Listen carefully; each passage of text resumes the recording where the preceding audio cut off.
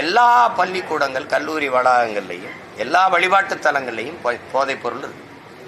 கஞ்சா chocolate விற்கிது, மிட்டாய் விற்கிது. திரவம் அது மட்டும் இல்லை, எல்லா வழியிலையும் போதை இருக்கு. இப்போ இது ஒரு குற்ற சமூகத்தை திட்டமிட்டு உருவாக்குது. இந்த அரசு அதை பற்றி கவலையும் படுறதில்ல, ஒன்றும் படுறதில்ல. சட்டம் இருக்கு, அதில் ஒழுங்கு இருக்கா? சட்டம் ஒழுங்கா? சட்டம் இருக்கு, அதில் ஒழுங்கு இருக்கா? ஒழுங்கு இருக்கா? ஏதாவது ஒரு கேள்விக்கு பதிலாவது சொல்றாங்களா?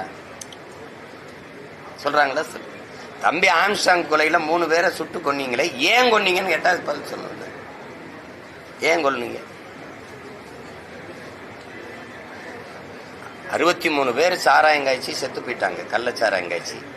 அவர் திருப்பி 90 நாள்ல பிணையில் வந்து மறுபடியும் சாராயங்காய்ச்சிறாரு. எந்த துணிவில் காய்ச்சிறாரு? ஒன்றும் செய்யாது. ஏன்னா அரசு எல்லா பாதுகாப்பு